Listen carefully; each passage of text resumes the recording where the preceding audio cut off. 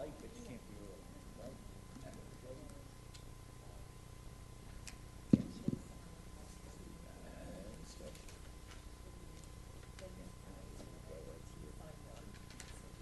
So we got here and I got this one we don't vote on. Okay, so call the order. Yep, we're here. Yep. Yep. It's a call to order for the Sparks Planning Commission meeting, Thursday, March 17th, 2016. Happy St. Patty's Day to everyone. Call to order. Roll call. Commissioner Camerota, Here. Commissioner Peterson, Here. Commissioner Fewing, absent, Commissioner Lean, Here. Commissioner Sperber, Here. Commissioner Vanderwell, here, Commissioner Bowles, Here. Assistant City Attorney Deb Thornley, Here. City Attorney or City Planner Armando Ornelas. Here. Thank you. This is a public meeting. Are there any public comments for individuals who want to speak to the specific agenda item? There'll be another opportunity to do so. In the meantime, would anyone like to come forward for public comment? Okay. Seeing none, I'll ask for approval of the agenda. Move to approve. Second. All in favor? Aye. Approval of minutes. Seek approval of the minutes from the meeting of March 3rd. Move to approve. Second. All in favor? Aye. Opposed? Any announcements, committee reports? The only announcement I have for the Planning Commission is that instead of meeting on the first Thursday of the month in April, which would be April 7th, we will be meeting on the 21st, which is the third Thursday. Thank you. Are there any informational items? No, there are not. Okay. This is a public hearing.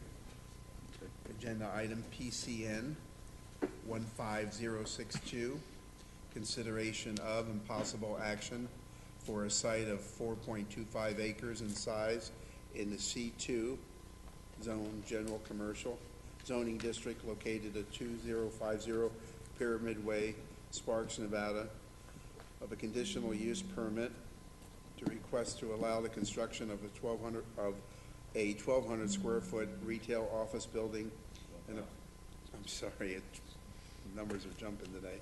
A 12,000 square foot, thank you, Commissioner Bowles, 12,000 square foot retail office building and approximately 2,000 square foot manager's residence and office, and an approximately 85,325 square foot mini warehouse facility, and a major deviation request to reduce the required landscape area from 15% to 10.4% of the site. Possible action. Mr. Crittenden, will plan. Members of the Planning Commission, Ian Crittenden, Senior Planner. As stated, this is a request for a conditional use permit for the approval of approximately 12,000 square feet of retail space in two 6,000 square foot buildings, and for the use of the property as a mini warehouse site. The size of that mini warehouse, as stated, was 85,325 square feet, and a 2,000 square foot office / manager's quarters. The retail space doesn't require a conditional use permit, but we included all of these items as this. The conditional use permit doubles as essentially an administrative review in cases like this, and so we wanted to make sure we included all of them, talked about the way the site lays out and so forth, as well as the specifics of the use of the mini warehouse and its conditional use requirement in the C2 district. As you may remember, this property was rezoned. The city council action was in January of this year. rezoning the property from C1 to C2. And let me get some drawings up. This is actually the landscape plan, but gives a good general layout of the way the property lays out. This street here on the left side of it is Pyramid Way. There would be two commercial buildings here and here. The caretaker / office for the mini warehouse would be here, and then the mini warehouse use would be on the east side of the property. The main entrance, the only entrance, or the main entrance for this would be here off of Pyramid Way. There'd be one entrance into both the retail space and the mini warehouse space to the rear. Any exits onto Richards Place are emergency exits for emergency vehicles and so forth.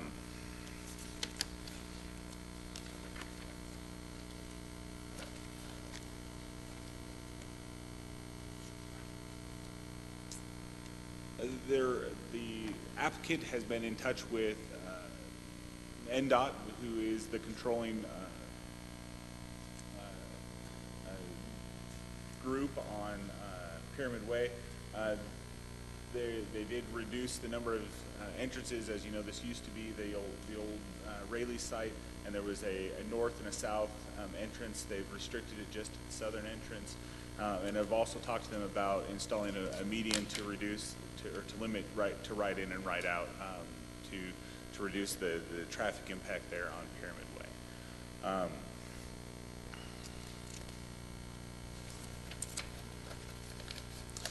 The use as a mini warehouse is required to go through the conditional use permit process.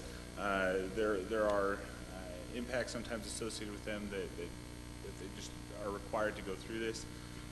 As staff looked at this layout and design, the addition of commercial space back to that property seems like a positive move for that area.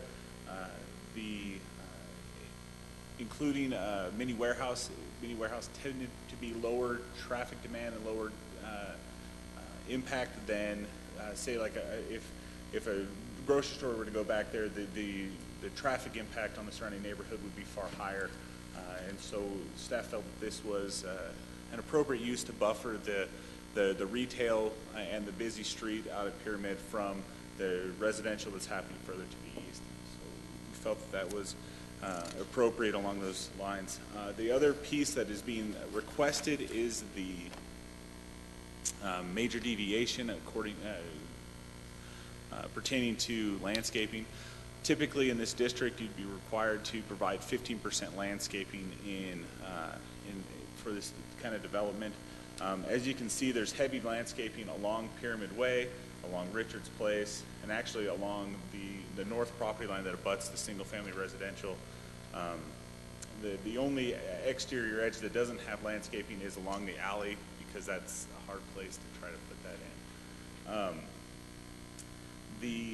The applicant has agreed to the understanding that while we're reducing the total area that's being landscaped by essentially 5%, or it's more than that, but a reduction in 5% of the landscaping, they're going to provide the same number of plants as would be provided if they were landscaping the total 15%. So that will make those landscaped islands thick, lush, will soften that interaction between them and the adjacent property owners that much more. Staff was able to make the findings required for both the conditional use permit and the major deviation, and we recommend approval. That's the extent of my presentation. If you have any questions, I am available. Do we know what is going to occupy those commercial buildings? No, as far as I'm aware, that they have not been released. The applicant is here. If he has some information along those lines, he may be able to answer that question. Because I just heard about more traffic. Some commercial buildings create a lot of traffic within themselves.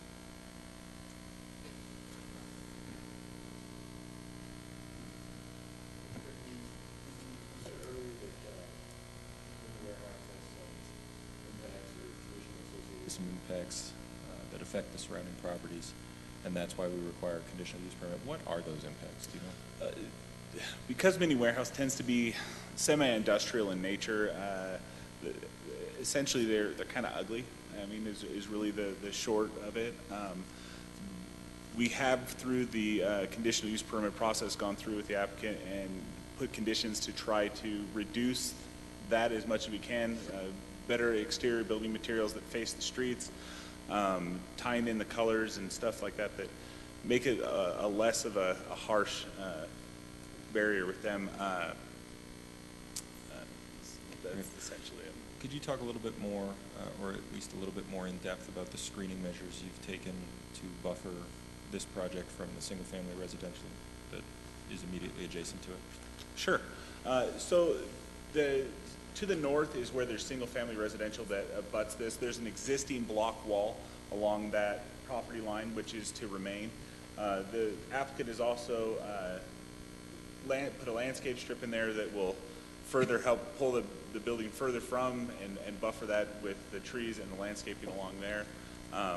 The other single-family residential that's really adjacent is in that triangle, which is a very odd piece because it's still zoned commercial but has a residential use on it. And so there's also been a requirement that the block wall that's going to exist along the alley actually continue along that property line as well, which will be kind of a fence against a fence situation, but we feel will help buffer those uses from each other, as well as that heavy landscaping strip. The other residential that does exist here adjacent to the property is across Richards Place. There's some multifamily residential over here. This site is actually going to have a wrought iron fence rather than a block wall, but they do have their 10-foot landscape strip that's required. There's existing trees there, and there's going to be an addition of more shrubbery and so forth to help buffer those two uses from each other. Thank you. I have a question or two. You mentioned, it was mentioned the neighborhood. Have we gotten any responses from neighbors? I have had a few phone calls from adjacent property owners, none that left their names with me, that were not excited about the use of a mini warehouse adjacent to them. I did try to make sure they were aware that the public meeting, and I don't know if anybody's here that wants to talk about that, but I did try to make sure they had the opportunity to come in and voice their opinion. No one that I talked to seemed overly adamant, just not excited, didn't think that it was maybe the best thing for the location, but I don't remember anybody screaming at me, so that was... And the other question has to do with the median strip that's has that been proposed or agreed to, or what's the status of that? I'm not sure exactly where that sits. I know that the applicant has had discussions with NDOT, and they have required that there would be a median provided. I'm not 100% as how far back that goes, but they would be able to answer some of those questions more thoroughly. Sure. I've got more questions on that, on the traffic and everything, but I think it's more appropriate after the applicant and see what, with NDOT for that. Would the applicant like to come forward, please? Mr. Marty?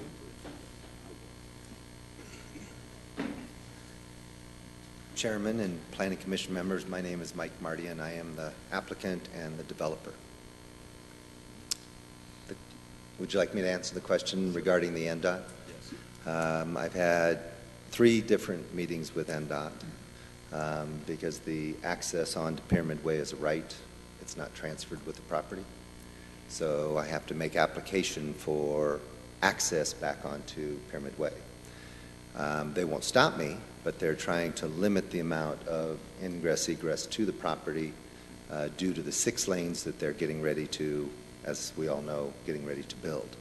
So I've agreed to provide a median. Hopefully it's going to be about 4 feet. At one time they were asking for 12 feet wide. The length, it has to be at least 50 feet on each side going north and south of the entrance. They have asked me to go all the way to the crosswalk and then put in a half-moon staging area on the other side of the crosswalk. One of the things that I wanted to mention before I get too far into NDOT is the part of the right-in, right-only with NDOT. As you can see, we have 3 exits onto Richards Place. 2 of them were required by the fire department.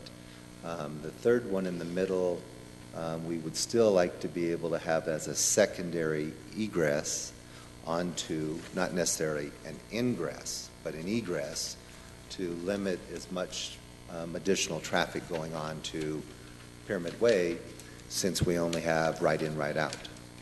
So that was one of the things, as Ian was talking about. I don't know if we fully covered that when the fire department wanted at least 2 more emergency fire accesses. Our materials just show 2 exits onto, so you're talking about 3? No, just 2, no. Right. We have 3 entrances onto Richards Place, one at the north, one at the south by the alley, and one dead center in the emergency middle. gate that actually goes into the alley, not It does, I see. and that was one of the requirements that was requested by the fire department. Okay. So we opted to have that one as an additional emergency access. But the one in the middle would be one that could be an egress only, because we certainly want to be able to control anybody coming and going onto the property through cards and gates, et cetera. But going out, they'd still have to push a keypad to get out that registers when they came in. So that would help mitigate some of that ingress, egress, and the right in, right out that NDOT is requesting heavily that we have. We would love to have had a second entrance onto, yes. But, oh, yes. Just the whole issue of ingress and egress, I guess, we're going to continue using that term. How many, when you have a storage unit like this, obviously people don't use it every day, but No. when the initial use of a storage unit is made, how often is it a big moving truck that's somebody is dropping off stuff there because they moved and they have to have a temporary storage, or they have not enough space, or whatever? Correct. And how much is the typical SUV with a bunch of stuff in the back? To answer that question, it's somewhere between 5 and 10%. 5 and 10% what? Of the total amount of units that would end up having an 18-wheeler. Now, part of NDOT's requirements is our ingress egress had to meet an 18-wheel turning radius. Not only a turning radius, but as it would pull up to the gate just beyond the resident manager's unit, they wanted to make sure that the 18-wheeler could back up, go back into the retail space, and make the turn to get out.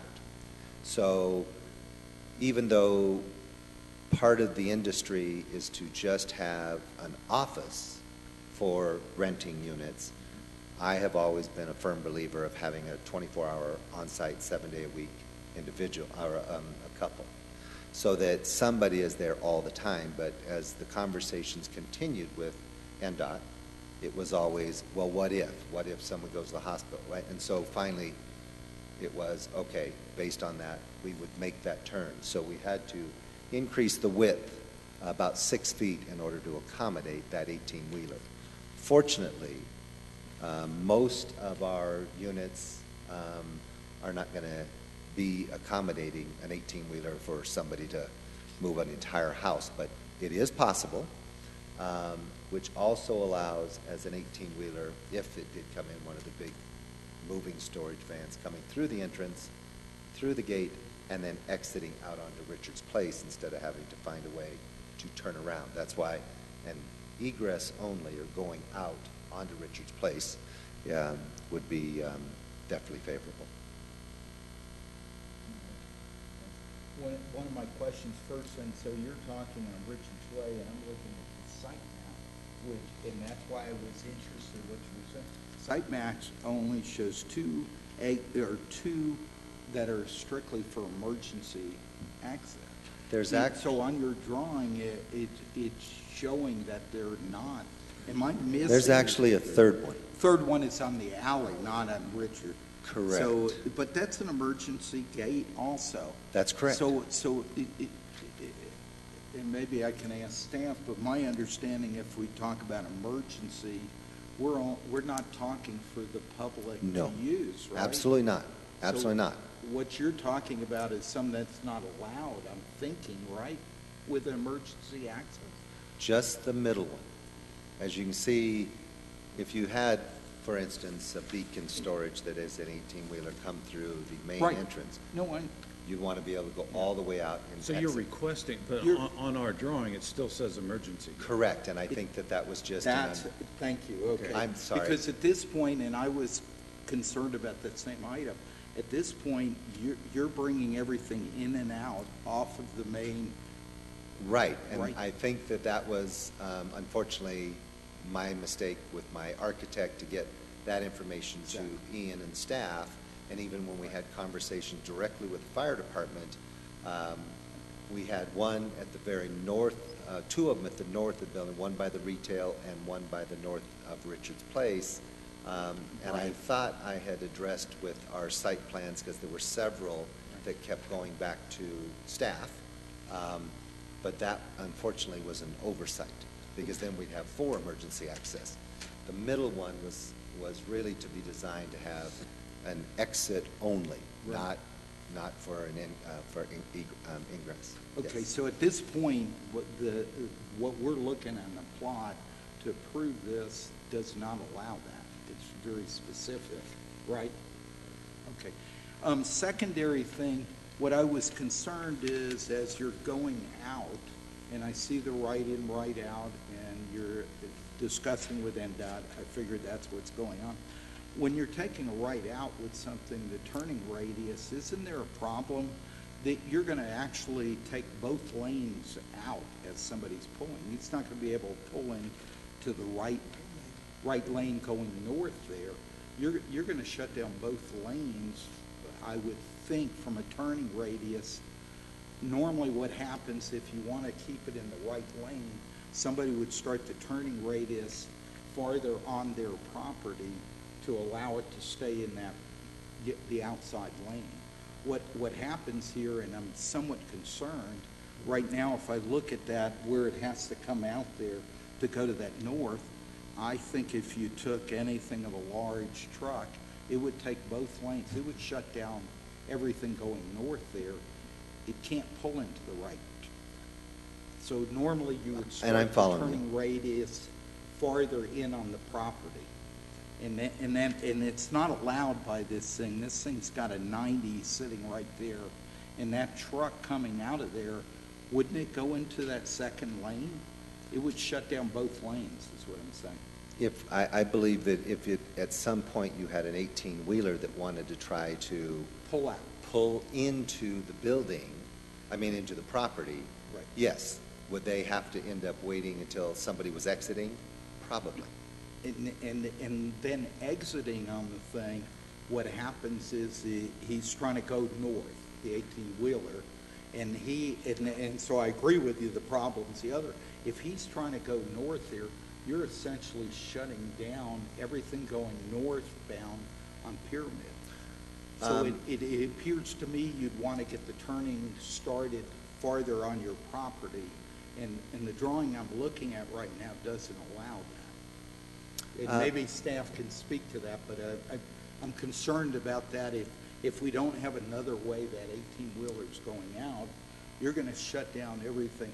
And the problem is Pyramid is such a problem in that area to begin with. So I'm just saying what we can do before we try to approve a piece of property. I'm very concerned about that. Okay, so that's the thing of looking at some way out is a real concern of mine, not just in. One of the things in dealing with NDOT is they do not provide a conditional approval as with this body. We have asked, But the only thing that NDOT provides is a final encroachment permit. Right. So we can't submit for that final encroachment permit without what we're getting approved here. So it's kind of like putting the cart before the horse, and I've tried to work with NDOT to say, is there something? Now, some of the things that we have talked about, I agreed to, whether it was the median. Exactly. And The civil engineers have to be able to prove to staff engineers, NDOT engineers, that a W-40 is what they call it, or 50, can make that turn, engineering-wise, come back and get back out on the property. So we could not have an entrance that was, say, 50 feet wide if an 18-wheeler needed 75 feet wide or 60 feet wide. Exactly. So those civil engineering drawings have to be made to staff and to NDOT, which we've been able to do, which I brought up a little earlier. It required us to widen it by 6 more feet in order to get that. So, and that was one of the things that in looking at through, when I was listening to Ian, at that middle section was emergency only. I always had thought that I was going to have egress only to make sure we had mitigated some of the cars going into the self-storage facility to be able to have a secondary way of getting out into Pyramid or another light down the road, or Green Bray or 4th Street. Yeah. I guess we're both somewhat agreeing on the problem here.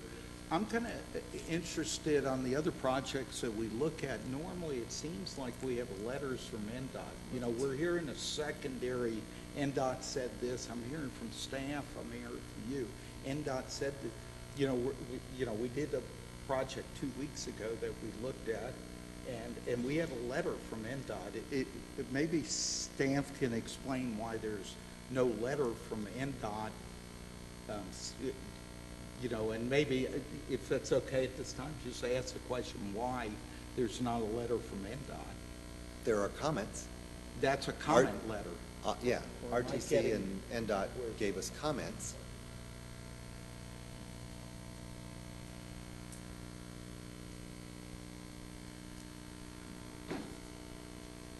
Okay.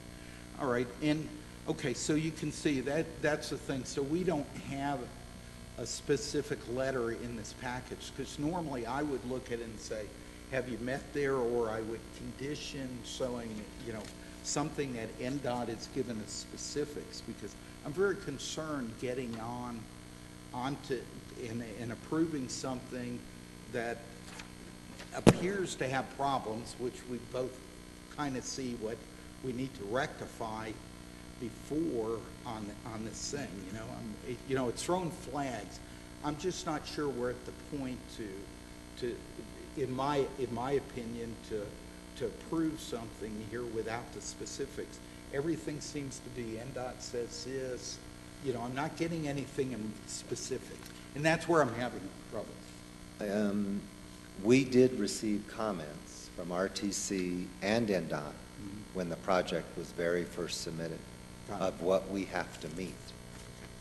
Why they're not with you, I'm not sure. They've been, because the city of Sparks is who sent them to me. And to me, this needs to be rectified from me as just one of the 7 sitting here. I have a trouble. I would almost rather table something than specifically until some of these things are resolved. And I don't know how I get a letter out of the Yeah, and I'm Nevada not sure Department of either. Transportation when they say, we'll issue you a final letter encroachment permit Right. once you come in with your construction drawings. So we have to have specific civil engineering standards met by Nevada Department of Transportation before they'll issue an encroachment permit. So if they come back and say, well, your entrance needs to be a little bit bigger, then I have to do that if I'm going to get an encroachment permit. So as much as I would love to be able to have that right now, I've asked. So NDOT's saying submit it with your construction drawings, and then we'll tell you, redline the drawings to say what you need to make it work they literally are telling me, we're only gonna give you one entrance. You're not gonna get two. Mr. Chairman, if I ask you, Michael, Yes, to get permission to use that egress onto Richards Place, yes. would that suffice a 18-wheeler? Oh, absolutely. Okay. It would not have to back up, it wouldn't have to go anywhere, it would go Just in go straight out? and straight out. Okay. And I would think, just to preface that, that to make that radius, we may have to paint the curb red or widen the curb in order, which, again, civil engineers would say, Mike, in order to make this turn in this radius, you have to have this wide, and that's what I would have to do. Yeah. Yes, But on our property. feasibly, an 18-wheeler could get out to That's Richards correct. Place? Oh, absolutely. Okay, good. Absolutely. My original question, that's why I asked, because I can far see you coming in with more heavier vehicles to commercial than you could for those mini warehouses. Right, but I, oh, And go so ahead. that was my original question. Oh, I'm Do you sorry. have some kind of tenant in mind for those commercial buildings? I have tenants I would like to see there, yes, absolutely. And we did it as an office retail building because there's a possibility that an insurance company wants to come in, a beauty salon comes in, and preferably a Chipotle or a Subway sandwich or something along those ways. We're certainly designing it so that potentially one or two of those units could be of some form of like a Chipotle, fast food, Subway type of store. And those aren't 18-wheelers, those are 10-wheelers. No, I know, yeah. They come in with deliveries quite often. Correct. And my point is now that your storage units will be 24 hours a day. Oh, no. Oh, no? Oh, no, no. We'll limit the time coming in to 7 o'clock to 9 o'clock or 7 a.m. to 9 p.m. type of thing. No, they will not be 24 hours. No, I'm sorry, but that's another commercial. They're usually an 8-hour day. And then with the traffic that's gonna come out, it's gonna come in and go out in peak hours, and everybody wants to avoid Pyramid Way or peak hours. Right. And I had the same concern you had when I read this, that I see a nightmare there, I really do, with some of the traffic that might be generated by the commercial units, far more than many more storage. If you have somebody in the commercial units, and you taking egress out that back gate going on to, is that Richards Way? Richards Yeah. Place. They have to go through your gate, don't Oh, they would. they? Yeah. Yeah. And so would they be assigned a number so they could get out that other way? We could set it up certainly that way. Now, there's another possibility, and the fire department would like to have had, that, I don't think they'll give us an egress out onto Richards Place on that north side. But it's possible. And if that's an emergency lane coming off Richards. You mean off the north? They had you put it in there for emergency. Yeah. Are you sure you really want to run traffic out of there? You never know when an emergency is. No. Just be the one in the middle, the one on The only one is in the middle. okay. That's right. The only one is in the middle. The gate on the north side and the gate on, the northwest and the northeast, those would be locked with a knockbox or a chain just for the fire department to access those only. Yes, sir. I'd like to get back to that from the legal standpoint of what we're approving, Doug. What's on the drawing here, it shows 3 emergency exits. And you're talking about the middle one being regular customer egress.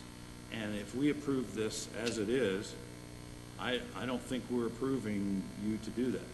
Is that correct? Then I would leave it out.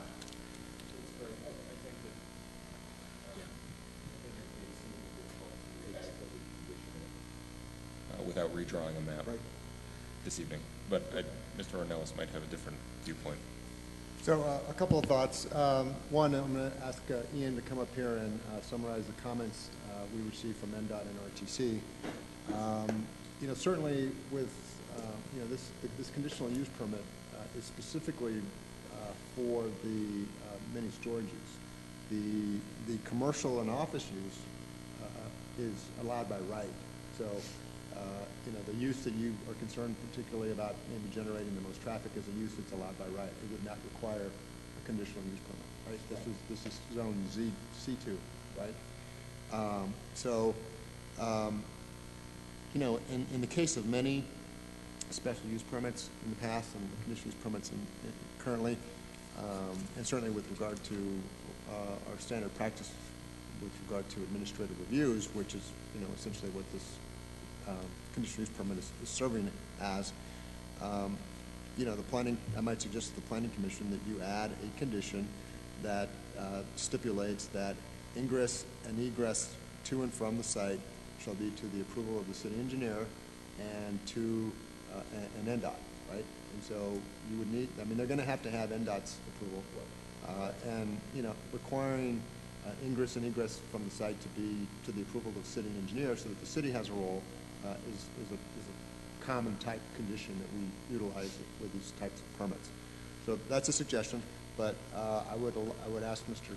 Crittenden to at least summarize the comments we got from NDOT today. Wait, can I interject just one more time? I think that Mr. Ornelas' proposed solution probably is adequate to cure the deficiency that you've identified. I would caution you, though, that while Mr. Ornelas is absolutely correct that 2 of the 3 proposed uses are allowed by right, the conditional use permit does need to be evaluated in the context of the whole and how they play off one another, with a view towards mitigating the impacts of the entire project and the way it interacts, the way the 3 uses interact with each other and how they affect the surrounding properties. And so with that, Ian can go ahead, and I would request, Ian, that you take those documents and you give them to Marilee and that they be added into the record of this evening's meeting. All right, and I apologize for these letters not getting into that standard practice, and somehow I managed to forget to put them into the staff report. The notes from NDOT are very generic, basically saying that the applicant will have to apply for a encroachment permit.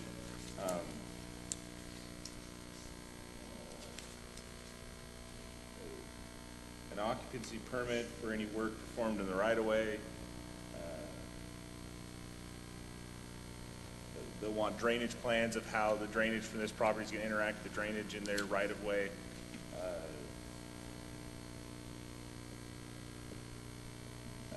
They'll want traffic impact analysis to talk about how that traffic is going to impact the traffic in their right-of-way. And then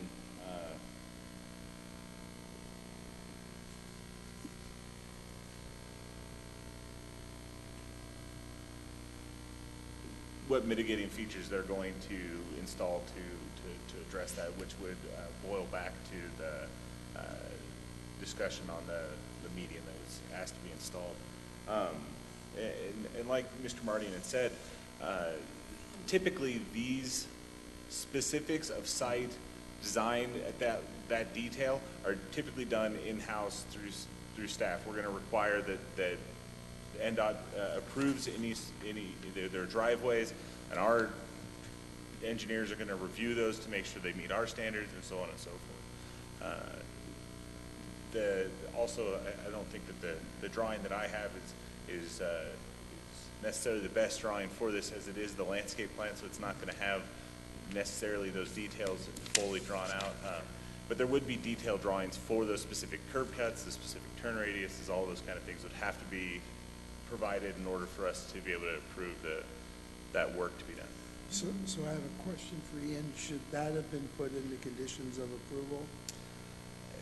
Typically they're not, because it's going to be required by code anyway. I mean, those aren't sometimes they are in specific circumstances. This was not one that I anticipated because they'd already been in contact with him and talked to him about some of those things.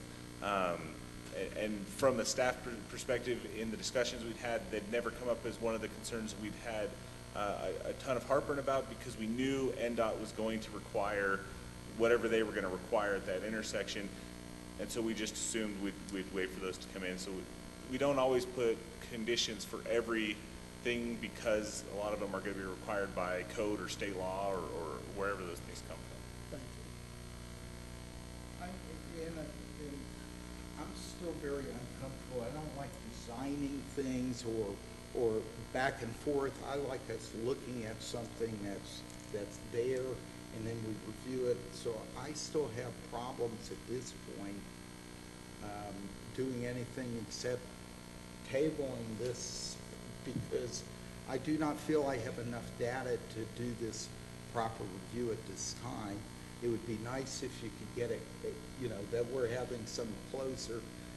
I don't feel we should ever be involved with the design. We're doing a review at this point. So, as we get farther, there's more things I could discuss, but to me, I'm going in the direction of not approving this project at this point, that you come back with more specific data. And I don't know if we want to keep discussing it, but that's a motion I will probably make. Well, this is a public hearing, so, Yeah.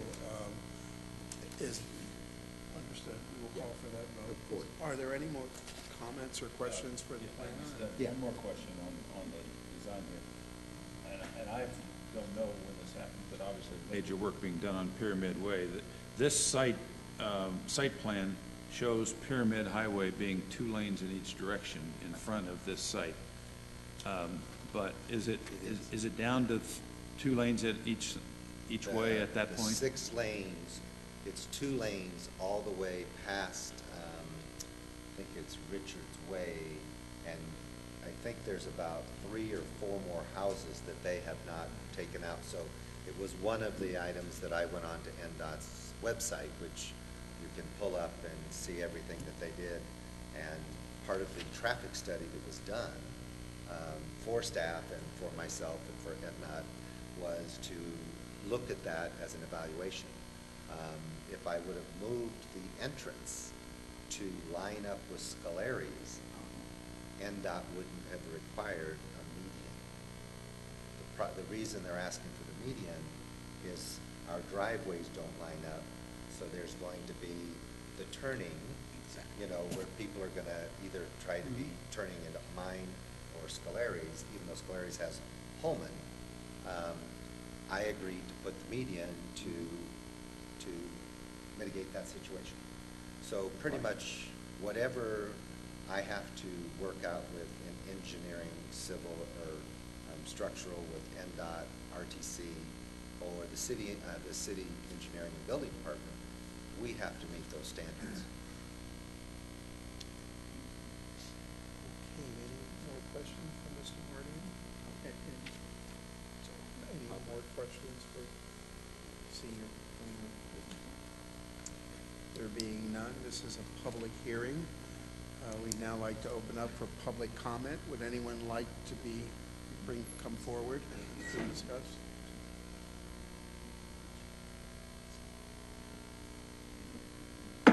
Close the public comment section. Let's bring this back to the committee. Any discussion? I'd like the commission to consider the condition that Armando suggested, which, before we decide what to do on it, but the condition will be in there no matter what we decide. And this would be condition number 9, which is on page 9 of our material. Access into and out of the site shall be to the approval of the Nevada Department of Transportation, the city engineer, and the fire marshal.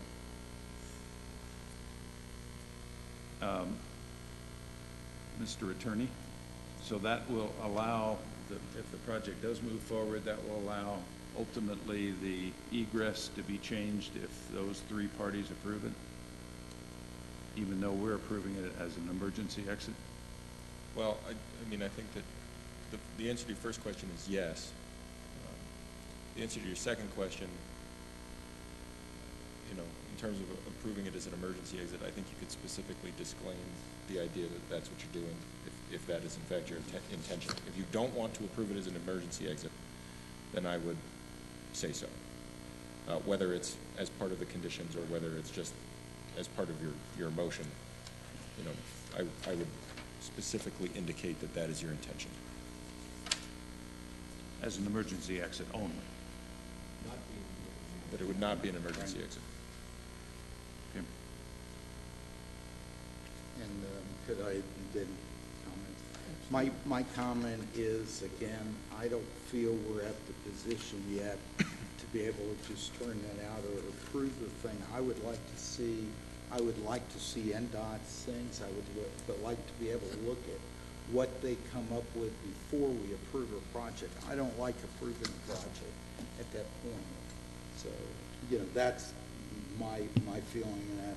I would like it to come back to us after we get specifics from NDOT and specifics from our engineering. I'm just not ready to vote on it, to just put a condition like that at this point. And if I may ask in terms of clarification, what specifics You want to see? Well, I want to see specifics of what NDOT is looking as far as design.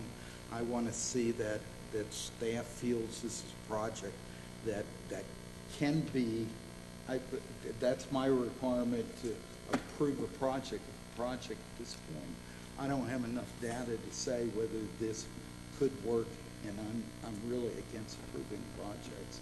So I want specifics and agreements with NDOT and the applicant. I know he's trying to get that, and I want that done before I feel that I should approve a project like this. So I want more specifics. I guess my comment on that would be that, you know, there are many instances where, you know, those sorts of issues are worked out through as we move through the design process. So we got a difference of opinion, and that's fine. Well, so I'm going to suggest that I'm going to make the motion, which we can either approve or disapprove. And I know that I'm telling you what my plan is. Commissioner Voles, before you do that, I understood your question earlier when you said I'd like the commission to consider this issue on the 9th condition that you spoke. When you started down that path, I thought that the commission would perhaps take a separate vote on whether or not to include condition 9. We did not do that, and so if it is your intention to make a motion to approve the project subject to the inclusion of condition 9, you need to specifically say so in whatever motion you're about to make. So, any further discussion? On traffic, is there a traffic study?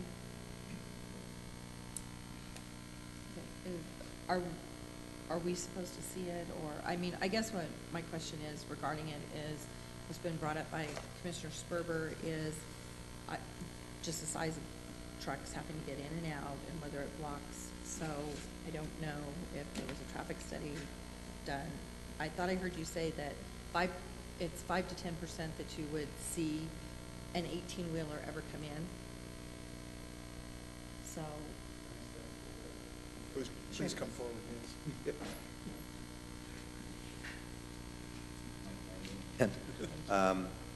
The traffic study was commissioned by NDOT. Paul Salegi, I hired to give us an analysis of specifically Pyramid Way based on this particular project. Paul Salegi met with NDOT, got specific requirements of what they wanted, and based on this traffic study, I did not need a median, as long as I moved the entrance. So I thought the entrance was better where it was at, based on a direct approach into the self-storage facility, which is 80% of the project. So, meeting again with NDOT, I agreed to put the median in for right-in, right-out only. Would I rather not have right-in, right-out only? Yes, I would much rather not have the median in there. It limits the amount of people that will be able to come in. So the traffic study was provided in this conditional use staff report. So in terms of whether or not NDOT will or will not approve, they're very specific that I have to bring construction drawings to NDOT for a final approval letter. So what Mr. Sperber is asking of us is to go spend, which I have contracts right now that I'm getting ready to sign tomorrow, if this was approved, for $155,000. So what you're asking me to do is go spend the $155,000, submit to NDOT before I have a conditional use permit. Again, it's like putting the cart before the horse, and I have to meet standards by NDOT, regardless of the city of Sparks, in order to get an encroachment permit. They're not going to give me the permit. It belongs to Walmart. And as I buy the property, I have to submit for another encroachment permit. So if my civil engineer's giving them drawings that says this is going to work, and they have to literally physically show on a big, 24 by 36 map, the radius turns of that vehicle, of exactly what that vehicle does, and the engineers at NDOT, I have to meet whatever those requirements are. Even if it means redesigning a portion of the entrance. Mr. Chair, I just have a follow-up to that. I guess what my ultimate question is had the traffic study with the answers to NDOT been in our report, would this have helped some of the commissioners come to a final answer? And I don't know who addressed that to. I don't know how to answer that. So do I address it to staff or legal? Well, I think you address it to Okay. the other commissioners, but And them too. and I would add, I don't want to put words in Commissioner Sperber's mouth, but I think what he's saying is that, if you have this information, and NDOT has seen this information, and they've indicated that these are the standards you're going to have to meet, why it is that the drawing that he's looking at isn't accurate. It Or is. isn't acceptable in the context of the emergency exits and whatever else. This is the drawing. That is what I meant. Thank you. Thank you. I'm sorry. This is the exact drawing we gave to NDOT when we sat down with them. They're the ones that requested and had us not only widen it to make that radius turn, but put the median in to make it right in, right out. So as many times as I've talked to NDOT myself personally, trying to get the specific standards, they say, well, here's our book, just like the orange book that is the engineer at the City of Reno or City of Sparks has. We have to go by those standards. Right. I think now I have a question. I'm Yes. sorry. Certainly. Excuse me, Ms. Marty. The drawing I have in front of me shows 3 emergency exits on Richards Place. Basically, the one in the alley plus 2. Two in the one alley. Okay. Right. So are there 2 or 3 emergency exits? At this current time, there are 4. There's another one at the very front of the retail building on the north side. Gotcha. Thank you. You're welcome.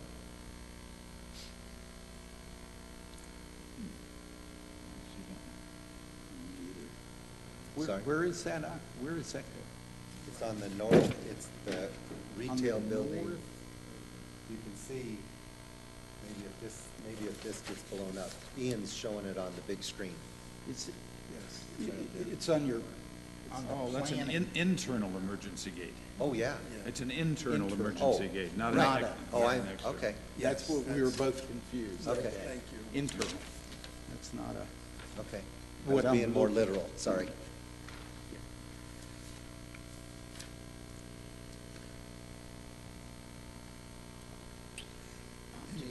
Further questions for the applicant? Mr. Chairman, I'd like to make a motion, if I may. Tom, if you're going to make a motion to approve, then we need to add that condition. Right, and that's what I was gonna try to do. I'd like to make a motion, number one, I move to approve the major deviation associated with PCN 15063, adopting findings MD1 through MD5, and with facts supporting these findings as set forth in the staff report, subject to the conditions of approval 1 through 3 listed in the staff report. Also, condition number 9 as submitted and written, which would be given to the secretary. Nope, not for that, not for that. That one. would be for the next one? Yes. That's for Okay. C1. Then the subject conditions of approval 1 through 3 listed in the staff report. So this condition would be added to the second item that we Yeah. approved the first item. Very good. Second.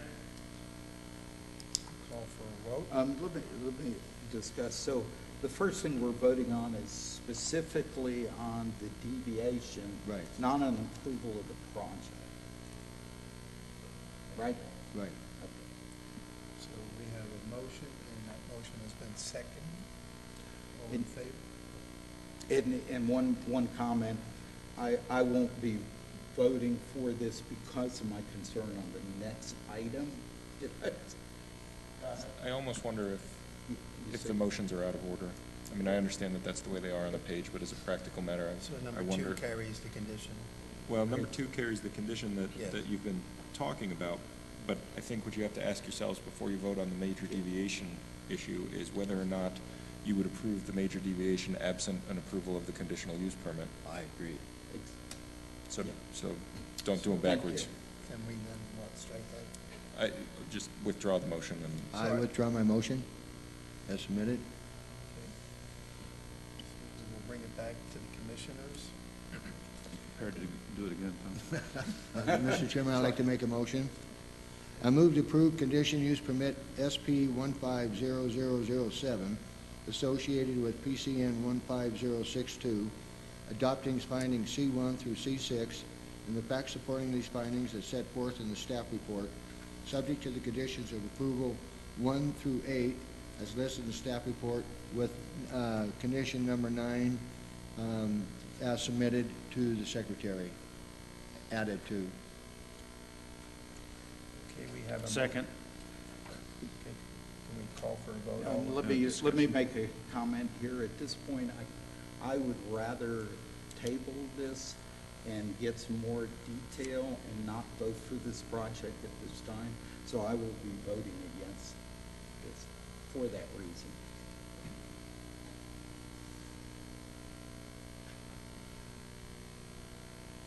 So, we're calling for a vote. We have a motion, we have an approval, and we have a second to that motion. All in favor? Aye. Aye. Aye. All opposed? Oppose? Okay.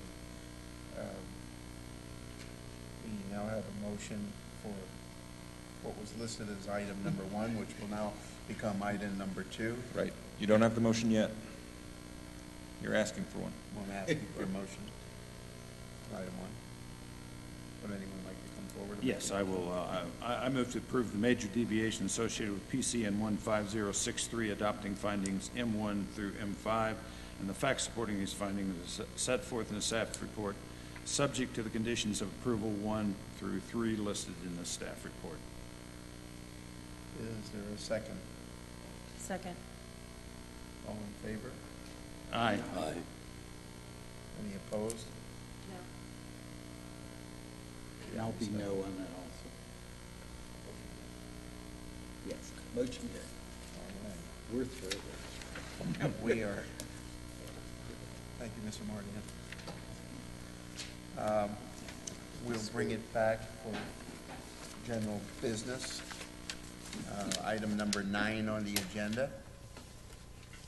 Washoe County School District Growth Impact Presentation presentation by the Washoe County School District staff regarding the impacts of anticipated growth with the district and current and future facility needs. Please introduce yourself. Good evening, Chairman. Good evening, Commissioners. I'm Kristen McNeil, Deputy Superintendent of the Washoe County School District, and with me tonight is Mr. Etchart, who I'm sure all of you know. He's our Chief Operating Officer. Welcome. So tonight, the purpose of our presentation is going to give you some background and history on overcrowding and repairs issue within our school district, as well as going over some different types of growth, percentages, funding, school impacts, and finally, what this means for the future of our students.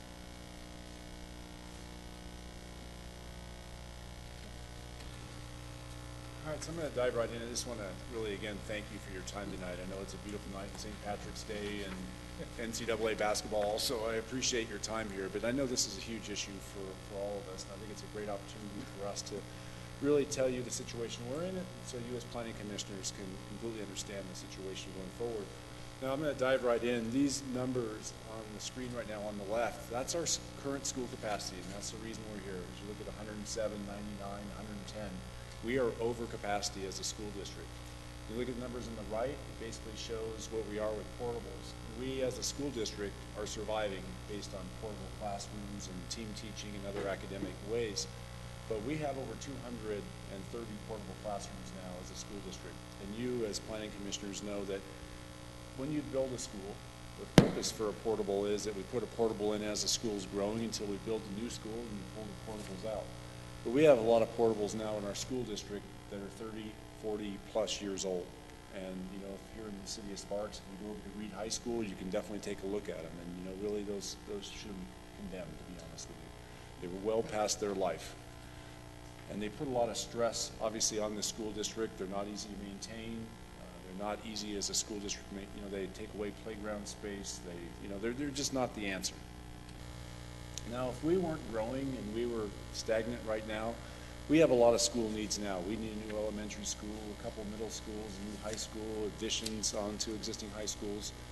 But the fact is, as we all know, we are growing.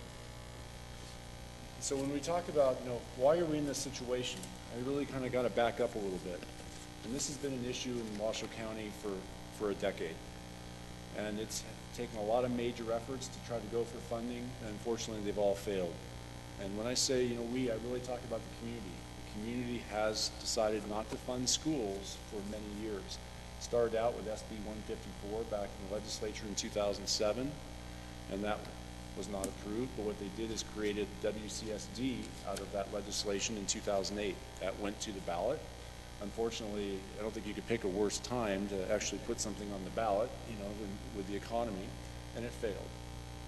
I think probably all of us remember AB 46 in 2013 that went to the legislature, and again, they didn't take action, but they empowered the county commission to take action. And again, that failed.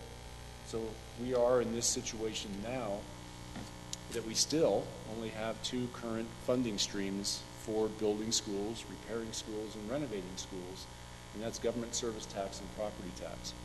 Now, government service tax right now has gone up. It's about $3 million a year. But we use those funds for all of our emergency repairs. When you see in the paper that a water line broke, or Pine Middle School recently, this is the funding source that we use. It also pays for all the abatement and inspection programs we have and are required to do as a school district. The only real source we have for building schools, repairing schools, and renovating schools is property tax. And the good news is, I mean, we're going to generate about $35 million a year average over the next 9 years. Now, that sounds like a lot of money, but we're going to kind of talk about what that money is.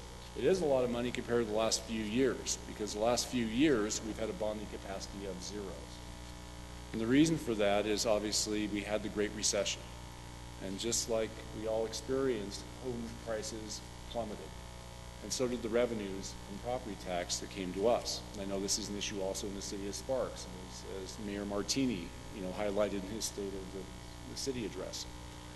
So we have a cap that was put on, I think for good reasons, by the legislature when home prices were escalating so fast, and your property tax was going up probably faster than your salary was going up. I think that tax was, the cap was put on. Unfortunately, that's going to take us a long time now to ever recover our property value revenue stream to build and repair and renovate schools. And actually, the 3% is probably optimistic. I see Clark County just issued a it was in the newspaper at least this week, saying that their cap is really about 0.17 when you factor in the CPI and all the complicated factors that go with it. It's also impacted based on the property tax cap, the depreciating property tax, I should say, that we are the only state in the United States that has a depreciating property tax. And when you sell your house, it does not reset. So that 1.5% it goes down every year has really impacted us. So we have to have a certain amount of growth just to even maintain even. And we are, as been said during AB 46 and previous times, the only county in the state of Nevada that only has those two property sources. Every other county has at least one, and with the exception of Carson City, has at least two other property or revenue sources. Now, just because there's a check mark next to property tax for both us and Clark County doesn't mean we receive the same amount of money. Clark County, for instance, receives 42% more property tax per home value than we receive here in Washoe County. That is because it's a complicated answer a little bit, but because of the property tax cap that the state of Nevada has imposed at $3, basically it's $3.66 now, we are at the tax cap here in Washoe County. Reno, Sparks, Washoe County are all at the cap. So out of that $3.66, we receive 38.85 cents for school improvements capital side.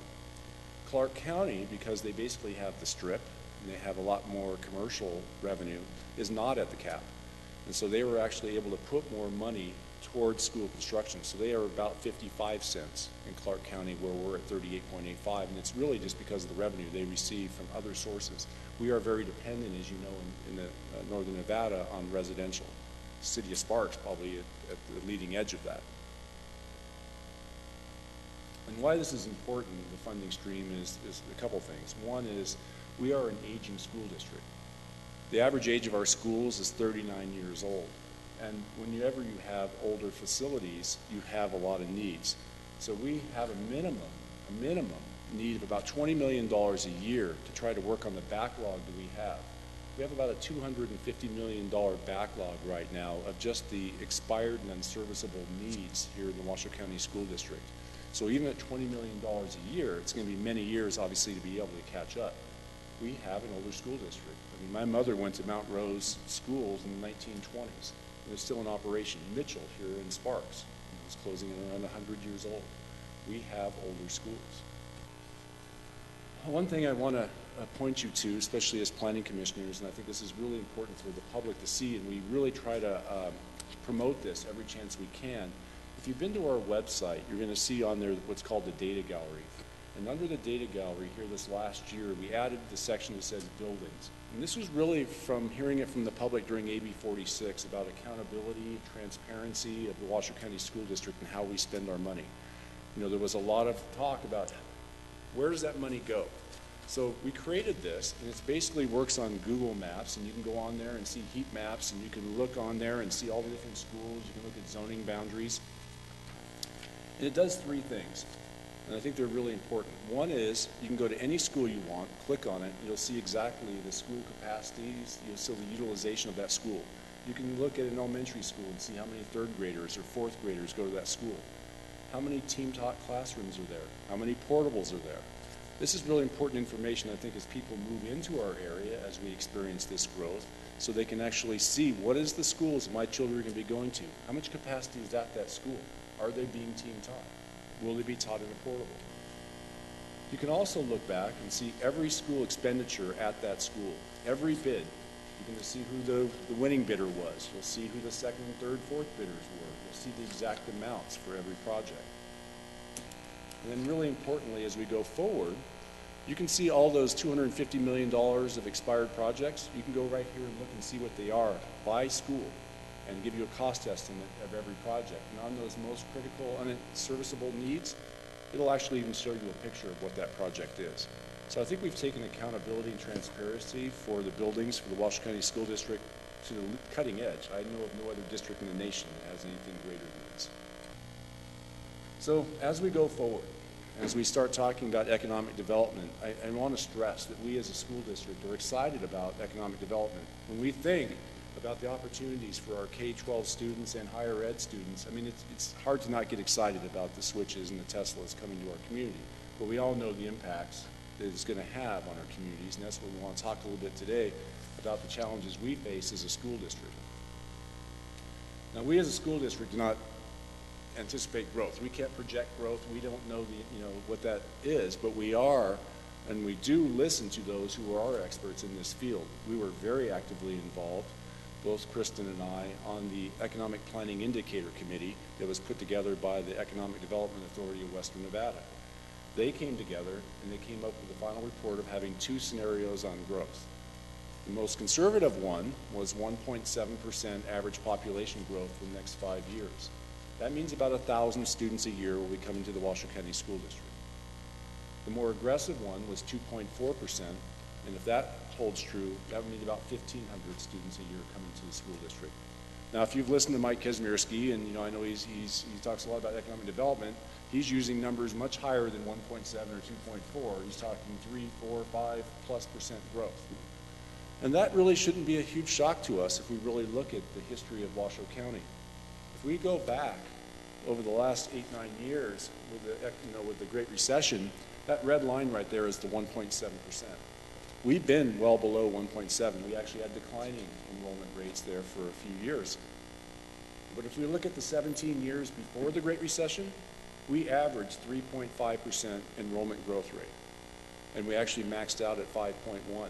So we were well above that for many years. And a lot of that was without the economic drivers of what we're seeing with Tesla and Switch and others. So you have to make your own judgment of what you think the growth rates are going to be. I can tell you this, everything you're going to hear from me tonight about our needs are based on 1.7%. That's what we're using as the Washoe County School District. If it's 2.4%, you can take all the 10-year needs I tell you tonight and make them 5. That's how it works. So I always throw this slide in there, and as planning commissioners, I mean, this is what you're dealing with on a day-to-day basis. And we all saw that headline. It was broadcast a lot nationally, why Reno is going to be America's next housing boomtown. And a lot of these projects I show here are ones that we knew about when I was the city engineer for the city of Sparks. I mean, this has been around for a long time before the Great Recession, and a lot of them now are being brought back, and they're being kind of dusted off, and we're starting to see the first phases of a lot of these developments. And the reason this has such a huge impact on the city of Sparks and Reno, Washoe County, and the school district is this. Let me kind of give you an example. And the reason I give this example is just to show the public that when this new growth comes, the schools don't come with it. Okay? We have a lot of rules we know through Nevada revised statutes about how schools are built and how they're paid for. If you build right now a brand new $300,000 home, we receive about $5,000 of bonding capacity from that home. That's selling a 20-year bond on that $300,000 home. So for the Washoe County School District to build a $23 million elementary school, we would need 4,600 homes to be built. So we have the bonding capacity to build that school. The problem is, when you build 4,600 homes, the impact is about 2 elementary schools worth of children, a fifth of a middle school, and a fifth of a high school. So the needs from those 4,600 homes is approximately $80 million, and we receive $23 million.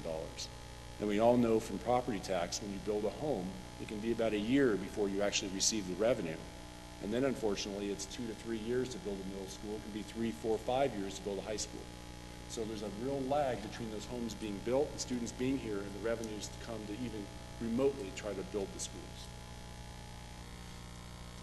We reached out to a national expert. We knew the situation we were facing. We were looking at this, but we wanted to see outside the box thinking. We reached out to the Cunningham Group, a gentleman named Tim Defoe, who's a worldwide expert on school planning, and knows our district very well. And there were some great takeaways that came from his report to us. One, he used the term, and I had used it before, but he reiterated it, was we're facing the perfect storm. We're a school district that is overcrowded. We're at full capacity with limited room. We have growth coming, maybe significant growth coming. We have a repair backlog on our old schools, and we have very limited funding to do anything about it. That truly is the perfect storm for the Washoe County School District. The other takeaways from this report is that overcrowding is real. I mean, it's not just, an issue for the district, it's an issue for the community. And we're not going to fix it by rezoning. When you're at full capacity, moving a handful of kids from one school to another is not going to solve the problem. We're not going to be able to use commercial space. I know that it's popular, and we really tried. We took bus tours of all the empty Kmarts and facilities and saying, could we turn this into a school? The takeaway was, once we looked at zoning, code, all the different issues, it was going to cost as much to renovate those old buildings and turn it into a school as it would be to build a new school. So his major takeaway from this was that we need to build to avoid the worst outcome of all. Any resources we have should be applied to trying to avoid double sessions. And I'll give you a quick scenario that Kristen will talk more about on the academic side. Double sessions means that we're putting two schools into one. It means you're going to run a morning shift at that school and an afternoon shift. Now, Clark County has done this, and basically the morning shift starts at 5:55 a.m. and goes to 11:55 a.m. And the afternoon session goes from 12 o'clock till 6 o'clock. Now, being a rural and urban school district as we are in Washoe County, we have a lot of bus routes, and I oversee transportation also. We've got many bus routes that are hour and a half, even some up to 2 hours long, but we have many an hour and a half. So we're talking children at a bus stop as early as 4:30 in the morning, and even earlier. We're talking about students getting out of school at noon, and where do they go until the parents come home. So I think we can all recognize the impact that would have, not only on children, not only on families, but the impact that's going to have on our economy. I know Mike Kazmierski says it often. You're going to see another article coming out this weekend from him saying it again, that the biggest hindrance right now to economic development continuing is having enough homes for these people to live as they move to our community and having schools to educate their children. Because I think we can see the nexus between homes and schools, that if we have to go to double sessions, how difficult it's going to be for a developer to sell a home to a family when the first thing we all know when you're a family is you look at what the schools your children are going to be going to. And if they're on double sessions, it's going to make it very difficult to sell those homes. So I really stress to the community, and believe me, I've given this presentation probably 60, 70 times. I hope to give it another 200 times before November. And I have to always stress, I'm not advocating for the ballot issue one way or the other. I legally cannot. All I can do is educate and answer your questions on this. So that brings us to the additional funding. And what the legislature did for us through SB 411, Senate Bill 411, was create the Public Schools Overcrowding and Repair Needs Committee. It's totally separate from the Washoe County School District. And I thank the city of Sparks for giving us a fantastic representative that represented you, Mr. Sean Carey, who ended up being the chairman of this group. And they've done a fantastic job of really diving into this issue and really looking at it in great detail. I'll tell you, they went into the subterranean on this issue and to really see. They voted unanimously that there is indeed an issue and it needs to be solved. Now, they just recently came up with what they feel is the proper solution to this, which is going to be a ballot question in 2016 to provide $781 million over the next 9 years to build about 15 schools in northern Nevada. It's a 0.54% sales tax increase. That was the solution they came up with. Again, this is completely independent from the Washoe County School District. This was the community speaking. Everybody from retail to mining was on this organization. So again, we're not supporting it, we're not opposing it, obviously, but I'm educating you on where we are right now. And with that, I'll turn this over to Kristen. So when we talk about the plan that the school district put together, one of the very first foundational aspects that we really wanted to talk about was school safety and what that looks like when you're overcrowded. And as a former principal at Marvin Moss, when we were talking about going possibly multi-track when Copper Canyon was up there, I can tell you student safety on our playground was a tremendous issue. It was an issue for us as principals and teachers and parents. So that was the #1 guiding factor when we were talking about how are we going to put this plan together. The second one that we wanted to talk about was student achievement. You all know that we have the highest graduation rate in the history of Washoe County School District at 75%. That's not good enough, though. We know that we have work to do within our subpopulations. Special education is one of those areas. But when we're talking about overcrowding, and these additional programs, it really becomes a stress on the staff as well as the school itself on where we're going to put these programs. The third was minimizing disruption. So Pete talked about double sessions.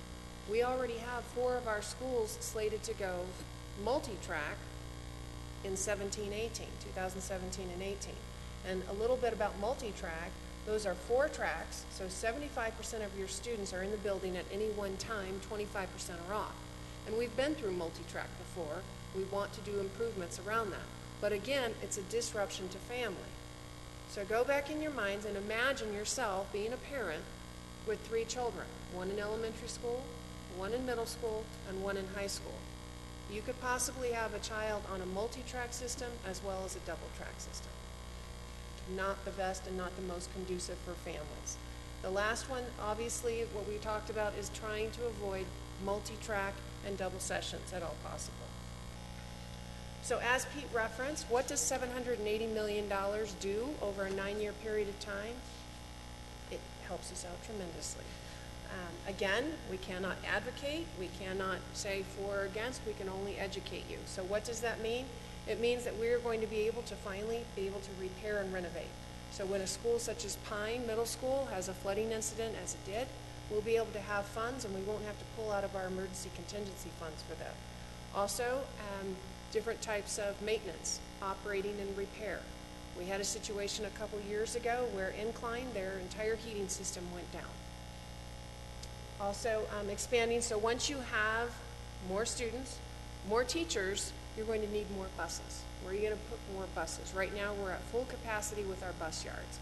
Obviously we're going to need new facilities for our nutrition system as well. So I'll talk a little bit really quick, and you have this information. This is more for you to look at in your packet, but what it would actually mean as far as schools is we would have 3 new high schools under this plan. And also, they're going to look at repurposing the existing Hug High School and turning it into something more like an AACT, if you've been there, a career tech type school, and building a new Hug High School.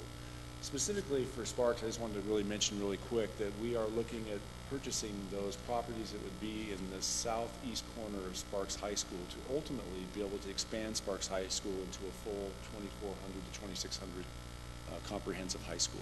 It's obviously one of our smallest high schools right now. And with the growth, we know we're going to need to totally renovate and expand Sparks High School. That would be 10 years out, but we want to start purchasing those properties. In the middle schools, we're looking at 3 new middle schools, one in Sun Valley, Arrow Creek, and Spanish Springs area. These are really high priorities, especially Sun Valley. As you see, it's our highest priority besides the addition on the Monty Ranch High School, which is really bursting at the seams. But these are really critical for us. And on the elementary school level, as Kristen said, we're already going to be implementing multi-track year-round. We know 4 schools right now, but it looks like we may have 12 based on the growth projections here by 17-18 that could actually have to go to a multi-track calendar. Now, not every elementary school can go to a multi-track calendar because you need a certain amount of classrooms to be able to implement it. If you don't have enough classrooms, then you have to look at other options. And those other options are getting really hard. I can tell you this on portables. Portables, like I said, are not the answer. Most of our schools are maxed out on the room even to put portables. Even if I wanted to place more portables, there's no room to put any more portables. So we're really facing a crisis there. The 2 elementary schools I showed there, South Meadows and the North Valley Spanish Springs area, those schools are needed to avoid double sessions at the elementary school level. And obviously when we start talking about a 3rd grader or a 2nd grader at a bus stop at 5 in the morning, it puts a whole different perspective on things. The core school investment is to actually invest money into those oldest and most in need schools in the urban core, both in Sparks and Reno. And then lastly, the Public Schools Overcrowding Repair Needs Committee voted to build 7 additional elementary schools to remove ultimately the usage of that multi-track year-round calendar. So this slide just shows the total of that, and as Kristen said, we obviously need to expand nutrition services and transportation to go with this, because even if we don't build more schools, we will need to feed them and transport them. So what does this mean for the future of Washoe County School District? So just very quickly, obviously overcrowding is one of our biggest challenges right now. We can't, just as Pete said, we can't support, we can't advocate for. But we do need to educate many, many people as what this means for us. And then, as far as the current and future, so what does this mean in an elementary school? So right now, if you were to walk into Brown Elementary School, their computer lab is being used as a kindergarten classroom. So instead of students being able to walk into that computer lab and use it for what it was intended to do, you will see little 5- and 6-year-olds, about 30 of them in that classroom. So this also means team teaching. Team teaching, just so you know, is one classroom with 2 teachers. We do have to abide by classroom size reduction standards, but still that's 2 teachers and about 40 to 45 kids in one classroom. Class sizes and electives. If you have a high schooler, you've probably heard that some of our language classrooms are upwards of 50 to 60 kids in one of those classrooms. Huge impacts, and when you're trying to teach geometry or AP biology, it's very difficult to be teaching that with that many kids. And then finally, as we were talking about earlier, one of the principles as far as safety, there was a picture of students within a cafeteria. Our cafeterias are at full capacity right now. Some of our schools are running upwards of 3 lunches. So think of a first grader having lunch at 10 o'clock in the morning and going all the way through the end of the day and not being able to, we have snack time, we have to build in snack time. So lunches are tremendous, and then also recesses, playgrounds. We meet on a weekly basis, academics and operations. I don't think there's a week that's gone by that one of our area superintendents hasn't come in and said we had another injury on the playground because of overcrowding. And then finally, I felt for this gentleman that just presented as far as pickup and drop off and egress and those types of situations. When we have 65 passenger buses coming in on a rotating basis, and some of our schools have about 10 to 11 buses, that can be a danger when we're talking about traffic safety. So what does this look like? Multi-track year-round schools. We went into this, and that was that picture that I was talking about as far as the number of kids. Multi-track, you don't go out and say that you want to put a school on multi-track unless you absolutely have to. We can do it. We've been there before, but it's not optimum. And then again, as Pete was saying, I've taught in a double-track school. I taught down in Clark County for several years, and Becker Middle School went on double session. I taught 7th graders from 12 p.m. to 6 p.m. The last classes of the day back then was called computer literacy. Try and teach 7th graders computer literacy at 5:30 at night. It's not the best. So I'm just going to whip through these. We're talking about flooring. You can take a look at Swope Middle School and what we need as far as repair and renovations. Walls and ceilings. These are in our schools right now. This is how it looks. Heating and air conditioning. That was Pine Middle School. Pleasant Valley. Again, I have 230 of these portables, and really, they're not portable anymore. We can't move these buildings, and when we do, they actually literally fall apart. Fields and Gems. Roofs and boilers, Sparks High School. That's the boiler down in Sparks High School right here in Sparks. Plumbing and electrical. This equipment, I'm not going to give away my age, but just safely say that it's a lot older than I am. Renovated modern classrooms. So we do, as Pete was mentioning, when we talk about reinvestment in our inner core schools, these are some of our schools in the inner core. They have already been renovated, and this is what it could absolutely look like. New schools. Kendall DePoli built in 2009, one of the most energy efficient schools, and this is one of our newest schools. So we have 2 directions that we can go in. We can go in the direction as far as making sure that our students have the best available to them, and I'm not talking Rolls-Royce models as far as schools, but we need new schools. Or we can go in the direction of doing absolutely nothing and having overcrowded multi-track schools and double session schools. We have one choice.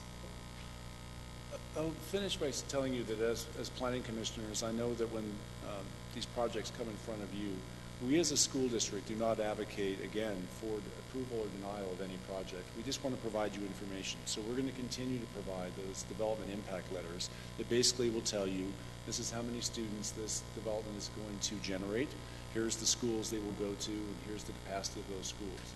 Now, we as the Washoe County School District, I'm on operations, but the academic side is going to continue to obviously educate those children no matter what calendar they're going to be put on. So that is our mission, and that's what we want to provide. But at the same time, we want you to have that information so you know with these developments as far as what the impact is on us. Now, we completely recognize as a school district hypocrisy if we were to say, don't build this development, when we're pushing for economic development as a state, as a region, and then we're saying, yeah, but you can't come and live here. That's not our purpose. We just want to educate. So that's again, we will continue to provide those development impact letters to you. With that, we'd be glad to answer any questions you have. Mr. Chairman, I have a couple. Real quick, you said you're like in charge of operations, or when we, or if this money has ever come about, which we hope all of us do, would you be hiring like carpenters and electricians and plumbers and all that for the school district? I mean, is all that part of it, or is it just for the schools themselves? Well, let me make sure I kind of understand your question. I mean, we do two things. If we build these 15 schools, obviously we have to follow a statute, and so we'll be going out to build these schools using hopefully a lot of local labor to build those. Right. Now, internally, we do have some of our own electricians and so forth, but really our electricians and plumbers and so forth are really on the maintenance side. So yes, everything will be bid out.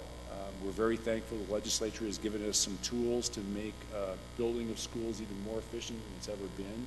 We're using now the construction manager at risk process for major construction projects. We meet, I just in fact met with 2 hours yesterday with the AGC. We continually work with them to try to find the best way of building schools and the most efficient way, and hopefully getting people to work, right? I mean, getting people to work. Now, that being said, this is not 2008, 2012 anymore. It is harder and harder to find labor right now in Northern Nevada. We recognize that even a lot of the projects we're putting out now, we're having to bid sometimes 2 or 3 times to try to get a good cost on our projects. So labor is a shortage. We all know that. I'm sure I know you're experiencing the same thing here at the City of Sparks on projects. So we're going to continue to work with the AGC and others as far as, all the trades and hopefully get the best price we can. These are major projects, and I think we'll get interest by the contractors to build them. And one other question for Christie. On the administrative end of it, you talk about double sessions. Mm-hmm. Like you were talking about, you were doing double sessions down in Vegas. Did you do like the whole day? Oh, would you have 2 teachers? We had 2 sets of teachers. We had 2 so sets of teachers. You need more teachers to boot anyway, right? I mean, the double sessions? Mm-hmm. You absolutely do. And there's, there's creative ways that you can staff a school such as that. One of the things, and like I was saying, we meet every single week trying to crunch the numbers and what does this look like. But you could have some, your electives during the day, but then you have to worry about athletics. Right. And how are you going to run that? Or, we've talked about, can your freshmen and sophomores go in the morning and then your juniors and seniors go? But then you possibly have a family that's split up as far as when those students are going. I don't know how you do it. There's no good answer to double sessions. Now, it was done 1 year, actually, interestingly enough, in the City of Sparks. When they were building Reed High School, they actually did double sessions for part of 1 year at Sparks High School. Sparks High School went in the morning, Reed High School went in the afternoon, and then Reed opened and we got rid of it. I remember when they built Florence Drake, I was going 2 sessions at Greenbrae. And then when they were building Dilworth, I went 2 sessions at the old Sparks Junior High, which was down on 15th Street. So I'm used to going double sessions there. It was crazy. But it was nice when we had a new school, though. Yeah. I did the same thing at Carson High School. I spent my freshman year in a bus barn doing double sessions in a bus barn until they opened up the new Carson High School. So I have a question. This $781 million is repairs and construction, and right now your repairs is like historical at $250. That doesn't project what this 9-year will be, what that $250 will grow to in terms of additional repairs. yes, in the $781 million is a budget for $20 million a year for critical maintenance needs. It also, though, has the $50 million for the inner city schools to make that infusion into the most at-need schools. So that'll help us a lot, too. And so we can start renovating those oldest schools and knocking that $250 million backlog number down. We, as a as a district, feel comfortable with that number. It's not extravagant. In fact, in the first scenario the Public Schools Overcrowding Repair Needs Committee saw, there was actually a $50 million number in there to kind of knock that number down quickly, to put a huge infusion into knocking it down. But that's one of the things, as the committee did their work, decided to take out, just because they were trying to do that balance of keeping this affordable, but meeting the needs of the students.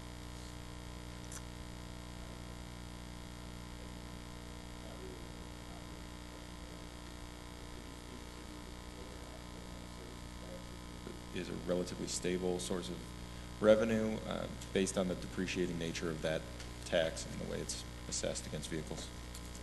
You know, I'm not sure I can answer it completely, not being on the financial side, but I can say that in the last several years, it's been very stable for us.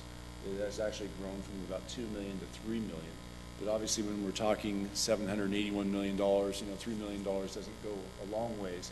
And we use government service tax to pay for a lot of salaries. So it's kind of a stable source, but it's not enough to really bond, so we use it for those very critical needs. But it has been stable over the years. Now, I'll say that it hasn't been the most popular tax, the government service tax or the vehicle privilege tax, as it is known as. There's been a lot of discussion at the legislature of removing it or eliminating it. So I never put great faith that, it's always going to be there from one year to the next, but it's such an important source of funding for us. The way we use it, it would put us in a even further behind if something happened to that source. Thanks.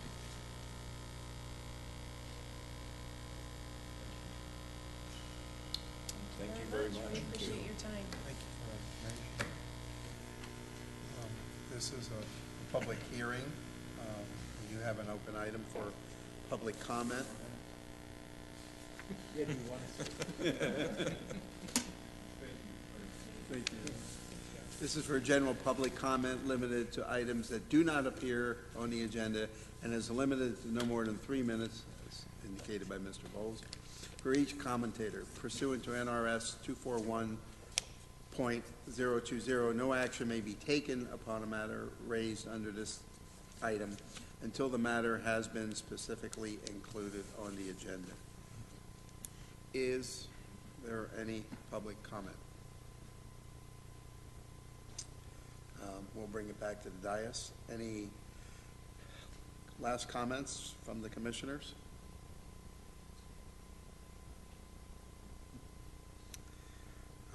There being none, I'd like to move for an adjournment.